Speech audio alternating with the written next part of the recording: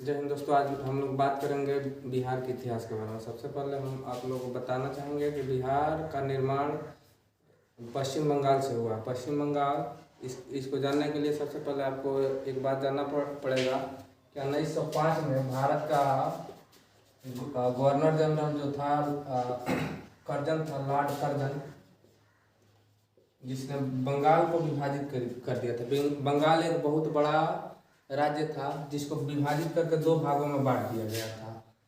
इधर साइड वाले बंगाल को पूर्वी बंगाल बोला जाता था और इस साइड वाले बंगाल को पश्चिमी बंगाल बोला जाता था।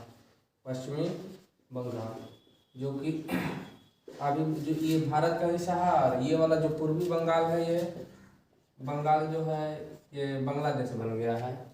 तो सब जो पूर्वी बंगाल था, अब इसको जो बंगाल विभाजन हुआ था उसको निरस्त किया गया 1912 ईस्वी में। 1912 ईस्वी में दिल्ली दरबार लगा था, उसी समय इसको निरस्त कर दिया गया और बिहार, उड़ीसा और झारखंड सहित एक अलग राज्य बनाया गया और बांग्ला भाषियों के लिए एक बंगाल राज्य बनाया गया था। जो अभी हम लोग का बंगाल राज्य है वो बांग्ला भाषी क्षेत्र है और हिंदी भाषी और उड़िया भाषी वाले लोगों को लेकर एक अलग राज्य बनाया गया था जो बिहार, झारखंड और उड़ीसा था। बिहार 22 मार्च 1912 को एक स्वतंत्र राज्य के रूप में बाहर मतलब बंगाल से अलग हुआ। तो इसी के उपलक्ष्य में हम लोग अभी 22 मार्च 2022 को बिहार का 110वां स्थापना दिवस मनाया है। बिहार का 110वां स्थापना दिवस था। बिहार इसी दिन अलग हुआ था पश्चिम बंगाल से 22 मार्च 1912 को। बिहार का अगर अभी हम बात करें तो बिहार से अभी तक 3 राज्यों अलग हो चुके हैं। 2 राज्य 1935 में उड़ीसा अलग हुआ था। 15 नवंबर 2000 ईस्वी को झारखंड अलग हुआ था। झारखंड इसकी राजधानी रांची है। उड़ीसा जो बिहार से अलग हुआ, झारखंड की राजधानी रांची है जो 2000 ईस्वी में बिहार से अलग हुआ था। इसी के साथ 3 अन्य राज्य भी बने थे। आप लोग को याद दिला दें, उनके उत्तर प्रदेश से उत्तराखंड बना था और छत्तीसगढ़ बना था मध्य प्रदेश से। उसी समय झारखंड भी अलग हुआ था। भारत के उस समय प्रधानमंत्री अटल बिहारी वाजपेयी थे। फिर हम जहाँ तक अब अभी फिलहाल का जो बिहार का परिदृश्य है उसके बारे में कुछ हम लोग चर्चा कर लें। बिहार का अभी फिलहाल में क्षेत्रफल है 94,163 वर्ग किलोमीटर है। अभी हम लोग बिहार के गौरवशाली इतिहास के बारे में जानकारी ले लेते हैं। बिहार जो पूरे भारत में 16 महाजनपद का थे, उसमें से बिहार में 3 महाजनपद थे। पहला बज्जी था, बज्जी जिसकी राजधानी वैशाली थी। दूसरी अंग जिसकी राजधानी चंपा थी। तीसरा मगध था, मगध जिसकी राजधानी राजगीर थी। शुरुआत में राजगीर थी, बाद में ये पाटलिपुत्र में हो गया। पाटलिपुत्र ये पूरे भारत का सबसे महान विशाल महाजनपद था। ये लगभग इसी महाजनपद में बहुत सारे महान राजा हुए। इतिहास में ये भी कहा जाता है कि बिहार पूरे विश्व का प्रथम लोकतंत्र जो है इस वैशाली जनपद में जन्म लिया था। यानी कि पहले वैशाली जनपद में ही पूरे विश्व का पहला लोकतंत्र की स्थापना हुआ था। लोकतंत्र मतलब लोगों द्वारा जो शासक का चयन किया जाता है वो लोकतंत्र।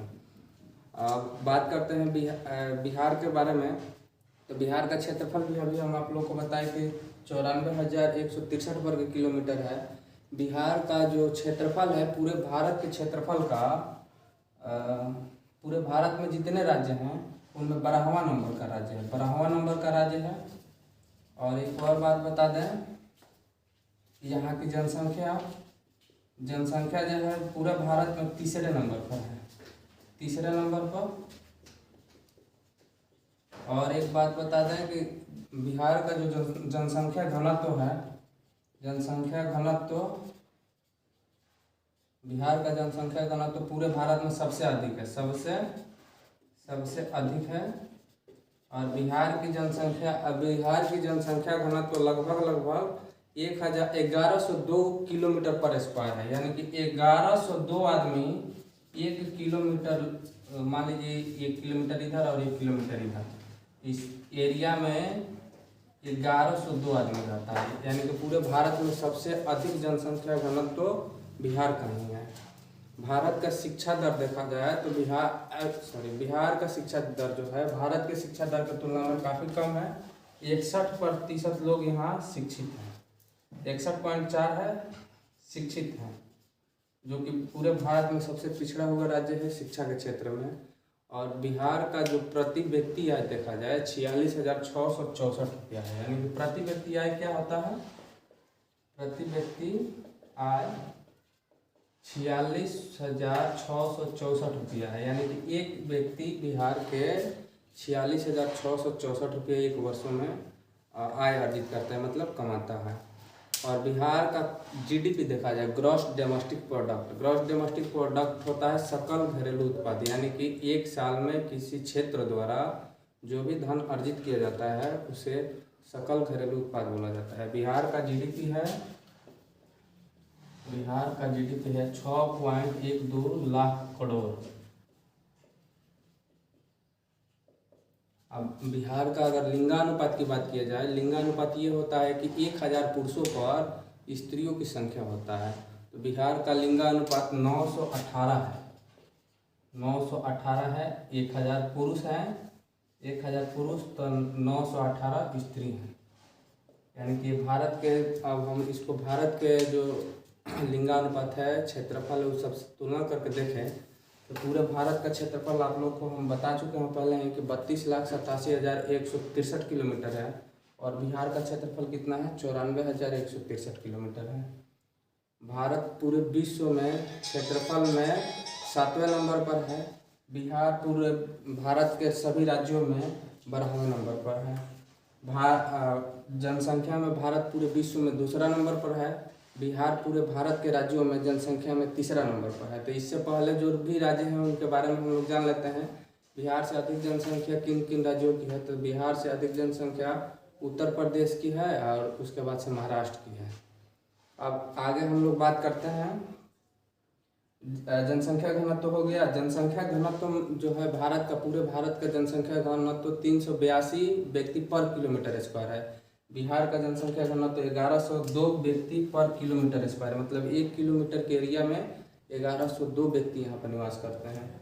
फिर आगे हम लोग देखें कि 61% शिक्षित लोग हैं, यानी कि बिहार में लिटरेसी रेट जिसको शिक्षित दर बोला जाता है, यानी कि बिहार में 61% लोग शिक्षित हैं, तो पूरे भारत में 73% लोग शिक्षित हैं, यानी कि भारत की तुलना में बिहार में भी 12% लोग कम हैं, शिक्षित हैं।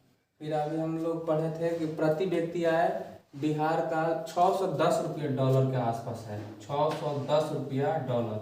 इसको $50 से गुणा किया जाएगा, डॉलर अमेरिकी मुद्रा है, उसके तुलना किया जाए तो 610 रुपया डॉलर है। अब इसको हम लोग पूरे भारत के से देखते हैं तो पूरे भारत का राष्ट्र जो प्रति व्यक्ति आय है 2000 रुपये डॉलर के आसपास है, इतना डॉलर है, 610 डॉलर है। और इसको हम लोग में देखते हैं भारत की तुलना में, तो भारत की तुलना में हम लोग का जो प्रति व्यक्ति आय है बहुत कम है, यानी कि प्रति व्यक्ति आय निकालने के लिए सबसे पहले हम आप लोग को बता दें कि प्रति व्यक्ति आय निकाला कैसे जाता है। आय निकालने का सबसे आसान तरीका है कुल आय बट्टा में कुल जनसंख्या। मान लीजिए आपके घर का प्रति व्यक्ति आय निकालना होगा, तो आपके घर में 5 लोग हैं और सब आपके परिवार का पूरा इनकम 2 लाख रुपया है, तो आप लोग क्या कीजिएगा 2 लाख जो है 2 लाख में आप भाग दे दीजिएगा 5 से, तो आपके परिवार का प्रति व्यक्ति आय कितना हो गया, 5 का 20, 40,000 रुपये पर व्यक्ति आय है, यानी कि प्रत्येक व्यक्ति कितना कमा रहा है तो 40,000 रुपये। सेम इसी तरह पूरे बिहार का हम लोग निकालते हैं प्रति व्यक्ति आय, तो ऐसे निकालते हैं। अब बिहार का जो जीडीपी है, बिहार का जीडीपी 6.12 लाख करोड़ रुपया का है, और लिंगानुपात 918 है और 1000 पुरुषों में। तो सेम इसी तरह भी भारत का अगर देखा जाए कि लिंगानुपात क्या है तो भारत का लिंगानुपात जो है 943 है, 943। सबसे अधिक अगर लिंगानुपात देखा जाए तो केरल राज्य का है, 1084 औरत हैं 1000 पुरुषों पर।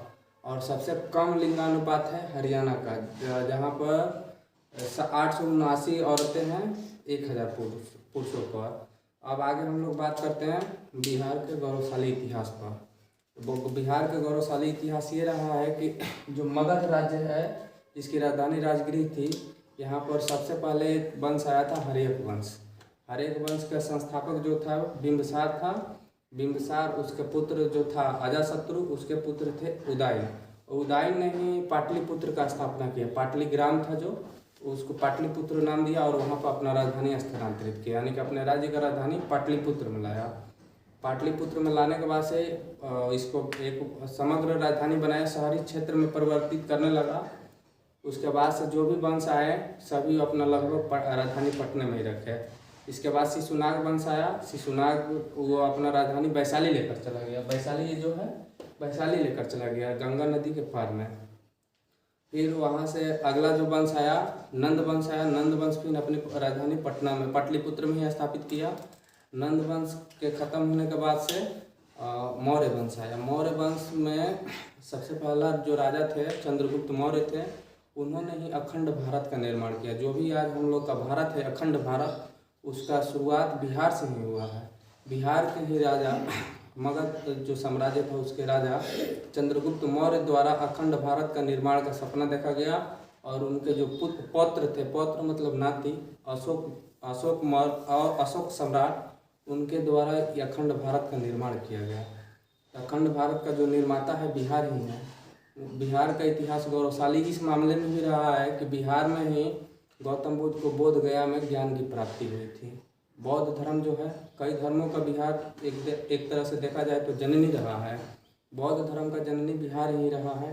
बिहार के बोध गया में बौद्ध धर्म के जो तीर्थंकर थे, तीर्थंकर कहने का मतलब ये है कि बौद्ध धर्म को शुरू करने वाले जो भी थे गौतम बुद्ध, उनको ज्ञान की प्राप्ति बिहार के बोध गया में हुआ था। पीपल के वृक्ष के नीचे फाल्गु नदी के तट पर, जो फाल्गु नदी है उसी के तट पर गौतम बुद्ध को ज्ञान की प्राप्ति हुआ था। उसके बाद से हम लोग देखते हैं कि जैन धर्म जो है, जैन धर्म के गुरु 24वें तीर्थंकर जो हुए महावीर स्वामी, उनका जन्म भी कुंडलवन में हुआ था, बिहार के कुंडलवन में। और यहीं पर उनको भी ज्ञान की प्राप्ति हुई। और यहीं पर पावापुरी है जो नालंदा जिला में पड़ता है, वहाँ पर उनकी मृत्यु हो गई। तो बौद्ध धर्म और जैन धर्म के लोग यहाँ पर क्या करते हैं, निवासी हैं। और एक बात बता दें आपको कि बिहार का नाम बिहार क्यों पड़ा।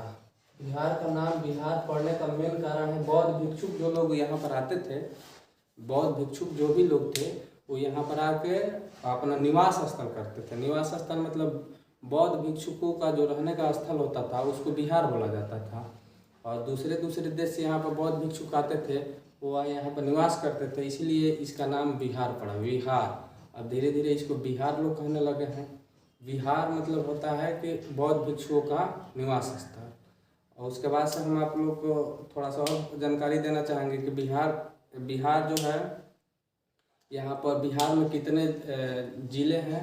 तो बिहार में 38 ज़िले हैं। जिलों की संख्या बिहार में कितनी है, 38 जिला है। और 40 लोकसभा क्षेत्र है। लोकसभा मतलब सांसद 40 चुना जाते हैं यहाँ पे। लोकसभा कितना है, 40 है। राज्यसभा 16 राज्यसभा है। राज्यसभा मतलब संसद का निम्न उच्च सदन होता है, उसको राज्यसभा कहते हैं। निम्न सदन को क्या बोलते हैं, लोकसभा कहते हैं। यहाँ पर अनुमंडल देखा जाए बिहार में तो कितना अनुमंडल है, 101 अनुमंडल है। और प्रमंडल देखा जाए बिहार में तो कितना है, प्रमंडल 9 प्रमंडल है। जैसे हम लोग का सारण प्रमंडल पड़ता है, सिवान जिला जो पड़ेगा सारण प्रमंडल में पड़ेगा। तो सारण में 3 जिला आता है, गोपालगंज, सिवान और छपरा। ठीक उसी तरह मगध प्रमंडल वाला है। अलग अलग 9 प्रमंडल हम लोग के बिहार में है। फिर अगला प्रमंडल के बाद हम लोग बात करें तो प्रखंड। प्रखंड मतलब जिला से छोटे इकाई जो होती है शासन की, वो प्रखंड होती है। 534 गो प्रखंड है। विधानसभा क्षेत्र देखा जाए बिहार में तो कितना है, विधानसभा 243 है। बिहार में विधान पार्षद भी है। विधान पार्षद अगर देखा जाए बिहार में तो कितना है, पार्षद 75 गो है। फिर अगला बात किया जाए तो बिहार में गाँवों की संख्या, बिहार में गाँवों की संख्या, तो गाँवों की संख्या पर थोड़ा मतभेद है कि बिहार में गाँवों की संख्या कितनी है। कहीं कहीं बिहार में गाँवों की संख्या 45,103 देता है, गाँवों की संख्या 45,103, कहीं कहीं गाँवों की संख्या 44,876 देता है।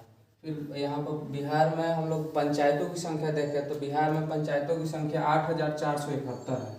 पंचायतों की संख्या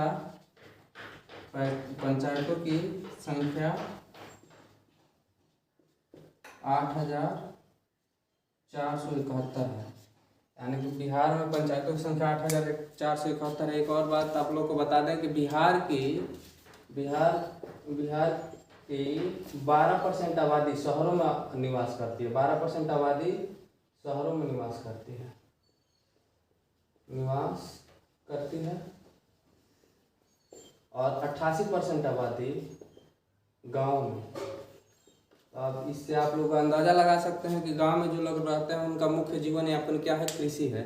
यानी कि बिहार के अधिकतर लोग कृषि पर निर्भर रहते हैं सबसे। और एक बात है कि बिहार में औद्योगिक क्षेत्रों की कमी है, इसलिए यहाँ का प्रति व्यक्ति आय कम है। बिहार का अगर जीडीपी देखा जाए तो अन्य राज्यों के कई राज्यों की तुलना में बहुत बड़ा है, लेकिन यहाँ जनसंख्या ज़्यादा होने के कारण बिहार के प्रति व्यक्ति आय कम है। यानी कि एक बात समझिए आप लोग, किसी परिवार में 2 लोग हैं, उसकी आय कितना है, 2 लाख रुपया है। तो यहाँ इस परिवार के प्रति व्यक्ति आय कितना होगा, 1 लाख रुपया होगा ना। अगर हम यही बात करें कि उस परिवार में 5 लोग हैं और उनकी आय 2 लाख रुपया है, 2 लाख है, तो उस परिवार के प्रति व्यक्ति आय कितना होगा, 40,000 रुपये होगा। यानी कि जनसंख्या अधिक होने के कारण बिहार का प्रति व्यक्ति आय क्या है, कम है। और बिहार को अन्य क्षेत्रों के माध्यम से देखा जाए तो बिहार में जैसे भाषाएं बोली जाती है, जैसे मैथिली भाषा, मगही भाषा, भोजपुरी भाषा। फिर और बात किया जाए तो बिहार का जो ऑफिशियल भाषा है, यानी कि सरकारी कार्य करने का जो भाषा है, ये भाषा है हिंदी और उर्दू।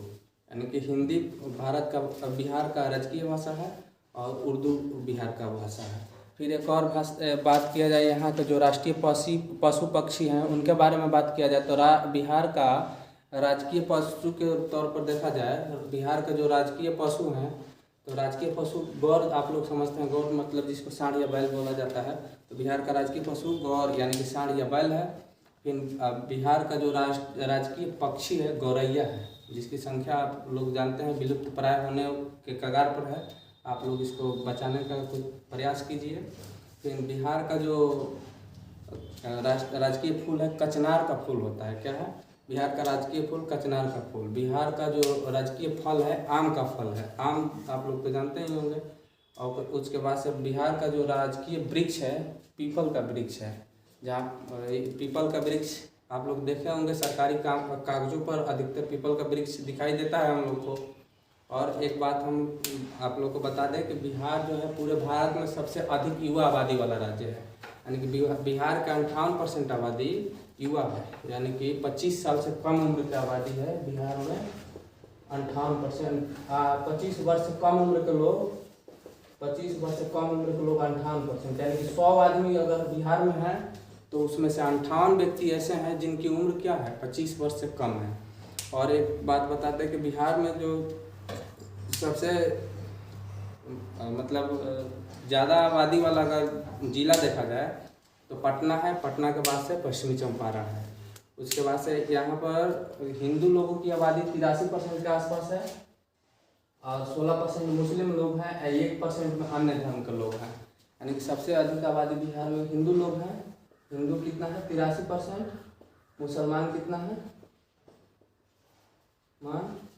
16%। एक में अन्य धर्म के लोग हैं, बौद्ध, जैन, सिख, ईसाई, जितना भी लोग के धर्म है ये सब लोग मिला के 1% में है। और आप लोग को बता दें कि बिहार जो है यहाँ पर पता है बिहार में कुछ मेले भी प्रसिद्ध हैं। जैसे आप लोग पितरपक्ष के बारे में जानते होंगे कि पितरपक्ष जो है बोध गया में फाल्गु नदी के तट पर एक जगह है, वहाँ पर ये पितरपक्ष मनाया जाता है, गया में है। और यहाँ पर पितृपक्ष जो शशांक नाम के एक व्यक्ति का आप लोग नाम सुना होगा, शशांक जो था वो वैष्णव धर्म का अनुयायी था। शशांक ने एक मंदिर का निर्माण कराया था बोध गया में और बोधि वृक्ष को यहीं कटवाया था। शशांक जो है बौद्ध धर्म को मिटाना चाहता था, उसी के उपलक्ष्य में इसने बोधि वृक्ष को कटवाया और वहाँ पर एक विष्णु भगवान का मूर्ति बनवाया। आप लोग देखा होंगे कि हमारे यहाँ के लोग पिंडा पारने के लिए कहाँ जाते हैं, और बोध गया जाते हैं। तो बोध गया जो वहाँ पर विष्णु मंदिर है ना, वहीं पर ये लोग जाते हैं और अपने पितरपक्ष जिसको बोलते हैं पितृपक्ष, यानी कि अपने पिता का पक्ष वहाँ पर पितरपक्ष करने के लिए जाते हैं लोग। तो वहीं पर जाते हैं। वैष्णो मंदिर है, विष्णु मंदिर, उसको शशांक ने बनवाया था, जो फाल्गु नदी के तट पर स्थित है। यहाँ बिहार में एक और मेला लगता है, सोनपुर का मेला, जिसे हम लोग हरिहर नाथ का मेला के नाम से भी जानते हैं। सोनपुर वैशाली जिला के बगल में छपरा जिला का ही हिस्सा है सोनपुर, वहाँ पर सोनपुर मेला लगता है। और यहाँ पर बिहार में एक और मेला लगता है जो हम लोग सुल्तानगंज के नाम से जानते हैं, देवघर जो झारखंड में पड़ता है, लेकिन सुल्तानगंज है बिहार में पड़ता है। यहाँ से लोग कलश यात्रा लेकर श्रावण मेला जिसको बोला जाता है, सावन में वहाँ पर जाकर पूजा करते हैं। यानी कि शंकर जी का मंदिर है और देवघर में वहाँ पर लोग जाकर पूजा करते हैं। फिर आपको बता दें, बिहार का जो प्रथम फिल्म है, भोजपुरी फिल्म है, गंगा यमुना नाम की एक फिल्म थी, प्रथम भोजपुरी फिल्म थी। प्रथम मैथिली फिल्म जो थी भैया नाम की एक फिल्म थी, प्रथम मैथिली फिल्म थी। फिर अगला बात किया जाए तो गंगा मैया तो है चुनरी चढ़ाइबो, ये सबसे बिहार की भोजपुरी में सबसे प्रसिद्ध फिल्म थी। उसके बाद मैथिली में फिल्म देखा जाए तो कन्यादान, आप लोग फिल्म जानते होंगे, कन्यादान मैथिली की सबसे प्रसिद्ध फिल्म थी, कन्यादान। फिर अगला आगे देखा जाए तो बिहार जो है ऐतिहासिक काल से बहुत प्रसिद्ध रहा है। और हम यही कहेंगे कि हमें बिहारी होने पर गर्व है। जय हिंद दोस्तों।